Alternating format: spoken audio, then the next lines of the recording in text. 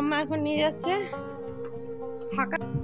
Hello everyone, welcome back to our channel happy with পা family. কেমন আছেন সবাই? আশা করি ভালো আছেন, আমরাও ভালো আছি। আমরা দিল্লিতে পৌঁছে গেছি। এই যে এক্সিট গেট দিয়ে আমরা বাইরে বেরিয়ে এসেছি। এখন আমরা বসে আছি। মিস্টার গেছে ক্যাব বুক করতে, কিন্তু ক্যাবে না অনেক টাকা বলছে জানো তো। তারপরেই মিস্টারের চোখ গেল দিল্লি গভর্নমেন্টের প্রিপেড ট্যাক্সি বুকিংয়ের কাউন্টার। মিস্টার এখান থেকেই আমাদের একটা ট্যাক্সি বুক করেছে, এসি ট্যাক্সি, ভাড়া হচ্ছে 11। চলো আমরা তাই উঠে পড়েছি। আর যা গরম, এসি ট্যাক্সি ছাড়া এমনি যাওয়াও যাবে না। আর কি রোদ্দুরের তাত কি বলবো, এই এত বাজে এখন 1:30 মতো, এত গরমে তো বাইরে বেরোই না। একই টেম্পারেচার কলকাতা দিল্লিতে, কিন্তু খুব গরম লাগছে। চলো স্টেশনে গিয়ে বেডুকে আগে চেঞ্জ করিয়ে দিতে হবে। কলকাতা থেকে দিল্লির জার্নিটা খুব ভালো ছিল, কিন্তু এরপরের জার্নিটাই পুরো হেটিক। কারণ আমাদের বন্দে ভারত ট্রেন 5:57-তে, আর আমরা কোনো রিটার্নিং রুম পাইনি জানো তো। বুক করেছিলাম অনলাইনে, কোনো নেই, কিন্তু ওখানে গিয়ে পাবো বলে মনেও হচ্ছে না কো। চলো, কিন্তু অনেকটা টাইম লাগলো। এসে গেছি আমরা আনন্দ বিহার রেল স্টেশন। এয়ারপোর্ট থেকে আনন্দ বিহার আসতে এতটা টাইম লেগে গেল। প্রায় 1.5 ঘন্টা মতো সময় লাগলো আমাদের আনন্দ বিহার স্টেশন আসতে দিল্লি এয়ারপোর্ট থেকে। অনেকটা সময় লেগে গেছে। সবার খুব খিদে পেয়ে গেছে, সেই প্লেনে খাবার খেয়েছি, আর কিচ্ছু খাইনি। চলো স্টেশনে ক্যান্টিনে আমরা খেয়ে নিই। এই দেখো আমরা সোজা ক্যান্টিনে চলে এসেছি, কোনো রুম দেখিনি কো। জোর খিদে পেয়ে গেছে, ক্যান্টিনটা খুঁজে, রেলেরই ক্যান্টিন। আমরা খাবার নিয়ে নিয়েছি। দেখো মাম্মা নিয়েছে চিকেনের একটা থালি, আর আমরা নিয়েছি ভেজ থালি। আমাদের ভেজ থালিতে আছে পনির, একটা ভেজ সবজি, ডাল, স্যালাড, রুটি আর ভাত। আর মাম্মারও সেম আছে, শুধু চিকেন আছে, লেগ পিস আছে একটা। বাচ্চে 3টে 15। এখানে ভেজ থালি নিয়েছে 170 টাকা করে, আর নন ভেজ নিয়েছে 250 টাকা। আনন্দ বিহারে আমরা রিটার্নের রুম দেখতে গিয়েছিলাম, কিন্তু একটাও পাওয়া যায়নি, বুকড হয়ে গেছে। কিভাবে বুকড হয় কি জানি, আমরা অনলাইনে বুক করতে পারিনি। আর যে এসি ওয়েটিং হলটা রয়েছে সেটাতে যে কি অসম্ভব ভিড় ছিল, কি বলবো। তাই মিস্টারকে বললাম চলো আমরা স্টেশনে গিয়ে ওয়েট করি।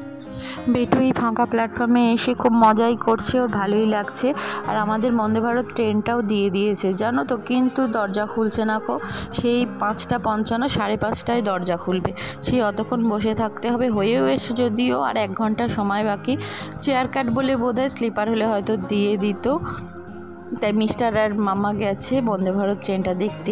এই ফার্স্ট টাইম আমরা সবাই বন্দে ভারত ট্রেন চাপবো। এই দেখো বন্দে ভারত ট্রেন, একটা আলাদা মজা হচ্ছে, কি বলবো সবারই। মানে প্রথম এতদিন আমরা দেখেছি, ফার্স্ট যেদিন এটা ট্রেনটা উদ্বোধন হয়েছিল সেদিন আমরা তারাপীঠ গিয়েছিলাম। তারাপীঠ থেকে ফিরছিলাম, সাঁইথিয়া স্টেশনে আমরা বন্দে ভারত ট্রেনটা দেখেছিলাম। সেই ট্রেন এতদিন পর আমরা চাপার সুযোগ হয়ে গেল দিল্লি থেকে। তাও কলকাতা থেকে নয়, দিল্লি থেকে হরিদ্বার যাব আমরা এই বন্দে ভারত ট্রেনে করে। বেশিক্ষণ সময় লাগে না কো, 4 ঘন্টা সময় লাগে, আর ভাড়া হচ্ছে 1700 টাকা। চলো আমরা ট্রেনের সামনে এসে গেছি।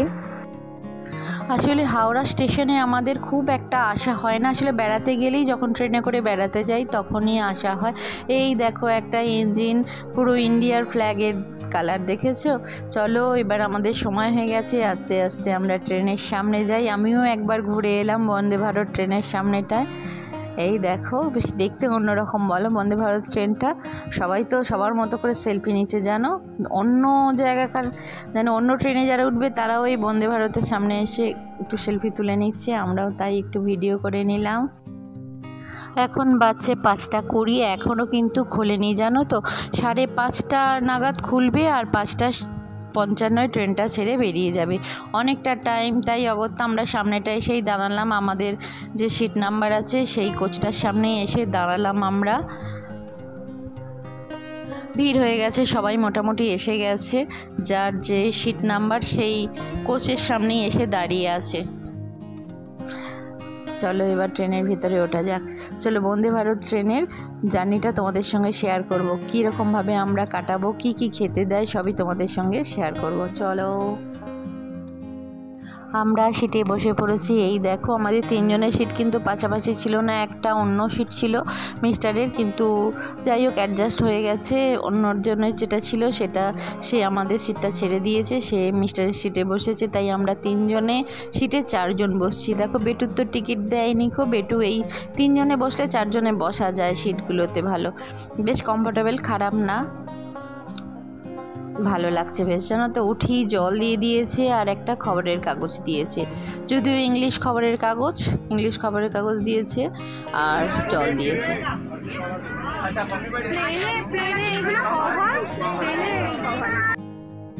এখনও সব মানুষ উঠছে, লাগেজ রাখছে, আমাদের লাগেজ রাখা হয়ে গেছে। এই দেখো লাগেজ সব রেখে দিয়েছে, সব সাইড বাই সাইড। আর আমাদের উইন্ডোটা না কীরকম দেখা যাচ্ছে না, জানো তো উইন্ডো সাইডটা বাজে। বন্দে ভারতের একটা উইন্ডো ভালো দেখা যাচ্ছে আর একটা উইন্ডো দিয়ে দেখা যাচ্ছে না, সেই দেখা না যাওয়ার উইন্ডোর সিটটাতেই আমাদের পড়েছে, ব্যাড লাক, দেখতে দেখতে যাওয়া যাবে না কো। আর এদিকে বেটু দেখো বসে আছে সিটে। এখন ট্রেন এখনও ছাড়েনি, ছাড়তে 5 মিনিট সময় আছে এখনই, তাই খবরের কাগজগুলো আমি একটু উল্টে পাল্টে দেখে নিচ্ছি। সকালের খবরের কাগজ সকাল থেকে দেখাই হয়নি, তাই এখন দেখছি। আর মেয়েটার খুব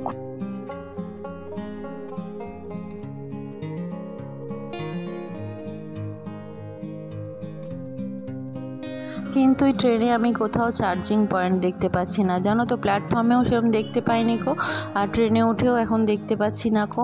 অন্য যেমন শতাব্দীতে আমি চেপেছি, শতাব্দীর সামনেই ছিল সিটের, কিন্তু দেখতে পাচ্ছি না, দেখি কোথায় আছে, কারণ ফোনে একটুও চার্জ নেই, জানো তো ভিডিও করতে পারবো না কো।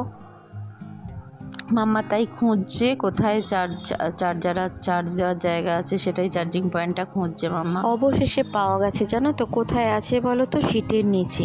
কেউ খুঁজেই পাবে না যদি না একটু জানা থাকে, জানো তো। আমরা তাই এখানে যারা ছিল তাদেরকে জিজ্ঞাসা করতেই তারাই দেখিয়ে দিল যে এই নিচে আছে। আর আমি তো সাইডে খুঁজে মরছি কোথায় চার্জ দেবো, ভাবছি যে চার্জ দেওয়ারও জায়গা নেই।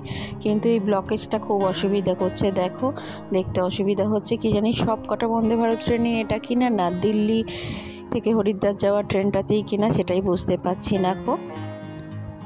এই ট্রেনটা দেরাদুন অবধি যাবে, আমরা তো হরিদ্বারে নেমে যাব, 9:30 নাগাদ নামবো আমরা। এদিকে ট্রেন চলতেও আরম্ভ করে দিয়েছে। বাই বাই দিল্লি, মাম্মা বেটু সবাই একটু টাটা করে দিল। দিল্লি ছুঁয়ে আমরা হরিদ্বার চলে যাচ্ছি। আমাদের জার্নিটা সত্যিই হেক্টিক।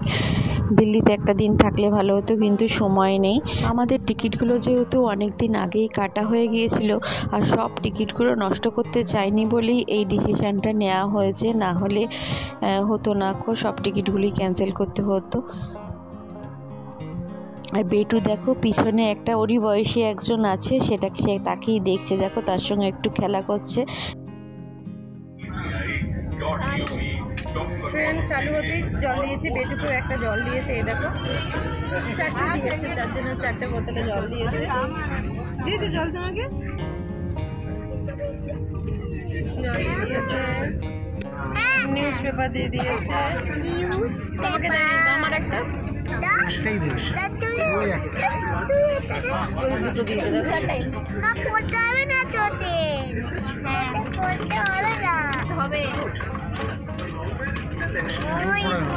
বাজছে 6:19, সন্ধ্যেবেলার খাবার দিয়ে দিয়েছে, ইভিনিং স্ন্যাক্স কী কী আছে দেখি দাঁড়া।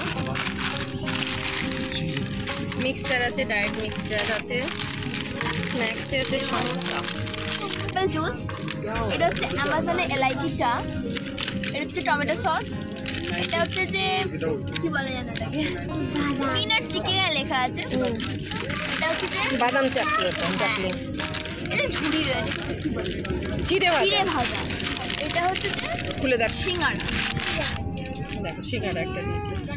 চলো দেখি বেটু কোনটা খায়। রেখেছে এই যে 3 জনের 3টে দিয়ে দিয়েছে। চলো খেয়ে নিই, সিঙ্গাড়াটা দিয়ে স্টার্ট করি, কেমন খেয়ে বলো রিভিউ দেখি। সস দিয়েছে, বলিস নি তুই? হ্যাঁ, সিঙ্গাড়ার সঙ্গে সস আছে আর স্যানিটাইজার আছে, হ্যান্ড স্যানিটাইজার আছে, না হাত ধুয়ে নেবে, এই দেখো হ্যান্ড স্যানিটাইজার দিয়েছে। বেটু অ্যাপেল জুস খাবে, ভালো করে বসে।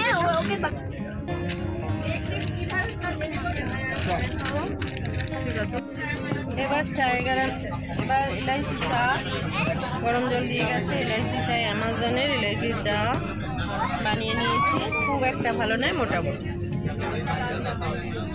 আমার ভালো লাগেনি, হয়তো অনেকের ভালো লাগবে। মোটামুটি চা ইলাইচি স্মেলটা ভালো, ইলাইচি ফ্লেভার, কিন্তু খেতে খুব একটা ভালো না।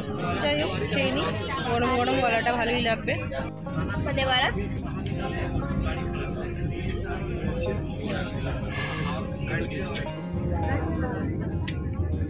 বাজছে 7:05। তার বাইরে দেখো এখন কি সুন্দর আলো আছে, দেখো দেখো বোঝা যাচ্ছে, পুরো বিকাল মনে হচ্ছে। দেখো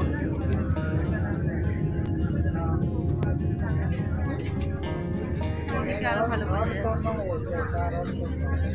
আমাদের এখানে জানলা নেই, দেখো এটাই একটা আফসোস। সুন্দর শীতটা পেলাম, জানলা আমরা দেখে দেখে যেতে ভালোবাসি।